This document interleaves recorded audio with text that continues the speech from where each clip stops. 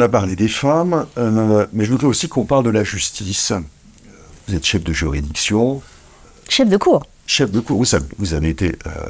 Oui, mais alors j'ai quand même compris que votre expérience de chef de cour a été précédée, ça je n'ai pas compris, je sais qu'elle a été précédée de la fonction de président du tribunal judiciaire de Pontoise, et j'ai cru entendre que cette expérience donc, de présidente de tribunal, très proche du fond, vous a beaucoup marqué, beaucoup inspiré, je me trompe? J'ai eu de la chance parce que j'ai pu diriger 3 tribunaux judiciaires de taille très différente. Le tribunal judiciaire de Mamoudzou, le tribunal judiciaire de Thonon-les-Bains et le tribunal judiciaire de Pontoise. Je fais une petite incise quand même pour vous dire que Pontoise fait partie de ce qu'on appelle chez nous les 12 tribunaux du premier groupe. Vous voyez, les tribunaux sont classés et dans le premier groupe, il n'y en a que 12. Ce sont donc les 12 plus gros tribunaux de France. Évidemment, peu de femmes ont été nommées à la tête. Je ne suis pas du tout la première, mais je dis néanmoins qu'il y en a eu très très peu. Et je voulais vous faire remarquer qu'aujourd'hui, jour de notre entretien, en février 2023, et bien sur ces 12 tribunaux, il n'y a qu'une seule femme qui en dirige l'un d'entre eux. C'est quand même une question qui se pose. Comment se fait-il qu'aujourd'hui, 77 ans après l'entrée des femmes dans la magistrature, il n'y ait qu'une seule femme à la tête d'un de ces plus gros tribunaux en France? Alors, j'ai eu la chance, moi-même, de diriger l'un de ces très gros tribunaux, et c'est évidemment une expérience professionnelle passionnante, parce que ce sont des tribunaux qui donnent des marges de manœuvre. Des gros tribunaux avec beaucoup de magistrats, avec une grosse organisation, qui permet donc de mener des politiques judiciaires, comme celle que j'ai pu mener sur la lutte contre les violences faites aux femmes. On parle beaucoup de managérialisation de la justice. J'ai réussi à le dire sans me tromper. Bravo. Et donc, vous avez été manager. Et c'est un sujet qui crée une famille sensible. Est-ce que vous pensez que c'est bien d'avoir des managers? Ou est-ce que c'est pas bien? Ou est-ce que c'est pas comme ça que se pose la question? Je sais pas. Moi, je pense d'abord et avant tout que la magistrature doit rester dirigée par des magistrats. Oui. C'est ça ma conviction profonde. Voilà. Et je le dis sans cesse aux collègues, nous avons encore la chance, contrairement à l'hôpital, d'être dirigés par nos pairs. En fait, la hiérarchie judiciaire, elle émerge de la magistrature. Et ça, c'est une chance parce que je suis à la fois peut-être une manager, mais je suis d'abord et avant tout une juge. Et ma pratique managériale, elle est intimement liée à ma pratique de juge. Et ça, je crois que c'est vraiment quelque chose de fondamental sur lequel il ne faut pas lâcher. Et lorsqu'on nous dit finalement ces juges ne sont pas de bons managers, je prétends tout le contraire. Et je crois être une très bonne manager depuis des années, car avec le peu de moyens qu'on m'a donné, j'ai fait tourner la justice française depuis 15 ans dans les juridictions. Mais la justice va mal. Donc nous avons eu les états généraux de la justice, conclus, je dirais, par le rapport Sauvé, qui dresse un constat accablant. Donc une justice au bord de la rupture, des politiques publiques défaillantes. Êtes-vous aussi pessimiste? Alors les états généraux de la justice ont été lancés à Poitiers. Bon. Le 18 octobre 2021 par le président de la République lui-même, et il avait posé un certain nombre de sujets lors de ce lancement qui m'avaient marqué. Et notamment, il parlait beaucoup des attentes du justiciable, du rapport de la justice avec le justiciable. C'est un sujet qui m'a beaucoup intéressé ces derniers mois, sur lequel j'ai beaucoup travaillé. Et l'une des préconisations du rapport Sauvé, c'est de dire, rappelons-nous que la justice est rendue au nom du peuple français. Au nom du peuple français, c'est-à-dire en lien avec lui et même en alliance. Cette phrase me semble vraiment fondatrice. Comment faisons-nous, magistrats, aujourd'hui, du début du XXIe siècle, pour être en alliance avec la population, avec le peuple, au nom duquel nous rendons la justice? Oui, si la justice est délabrée, ça veut dire qu'il n'y a plus d'alliance. Ou est-ce que vous pensez qu'il y en a encore une? Je crois que l'alliance, elle est bien au-delà de la situation matérielle de la justice, situation qui d'ailleurs, il faut l'admettre, s'améliore.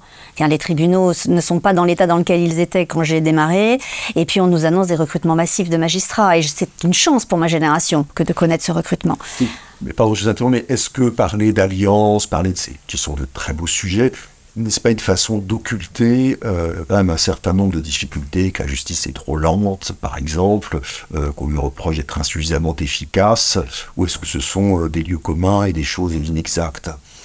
Alors j'ai travaillé sur ces questions dans le cadre des États généraux de la justice. Nous avons invité un certain nombre de citoyens et de justiciables à venir nous rencontrer.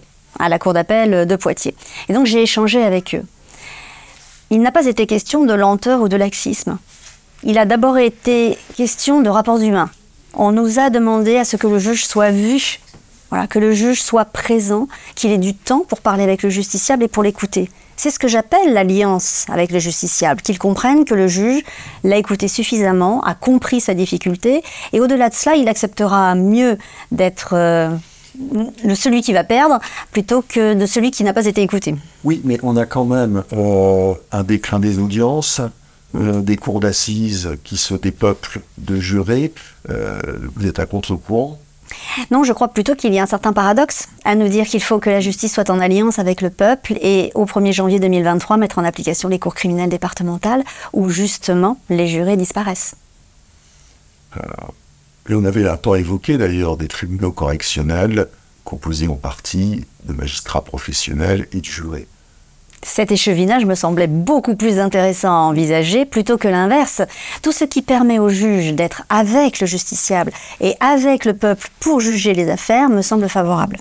Voilà, on a peut-être cette voie de contre-courant parce que je crois me souvenir, pour avoir été favorable à l'idée, c'était réalisable, je crois quand même me souvenir que vos collègues n'étaient pas très favorables à cette introduction de jurés, on va dire, dans les juridictions correctionnelles.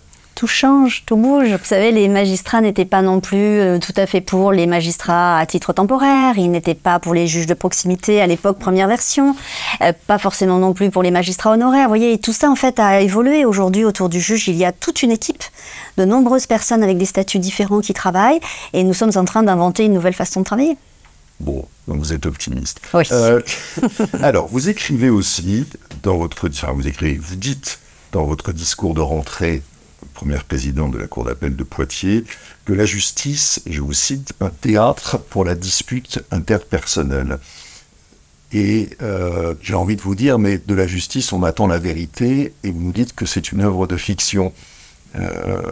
Ça vous paraît paradoxal ou non? Oui, la justice est un théâtre. Je pense profondément que la justice est un théâtre, mais parce qu'on en a besoin. Lorsqu'un conflit émerge, il faut un lieu, une unité de temps et d'action où l'on puisse reprendre l'affaire, se réexpliquer, s'écouter, échanger les pièces et avoir quelqu'un qui tranche. C'est ce qu'on attend de ce moment de catharsis judiciaire. Donc oui, il faut un théâtre, c'est-à-dire un lieu finalement clos, protégé, où la dispute peut se mettre en scène en quelque sorte pour aboutir à une décision. Au fond, c'est une sorte de psychanalyse du litige. Parce que faisons-nous d'autre qu'à un moment de se poser, d'écouter le litige des gens, d'écouter une partie, d'écouter la deuxième? Quel est l'autre lieu aujourd'hui dans la société où l'on prend le temps d'écouter les deux parties avant de trancher? J'ai envie de vous poser une dernière question sur la sous-dotation chronique de la justice judiciaire. Alors, d'un point de vue plus nuancé, mais enfin quand même, d'accord pour dire que c'est même l'autorité judiciaire manque de moyens. Mais moi, j'ai l'impression d'entendre ça depuis toujours.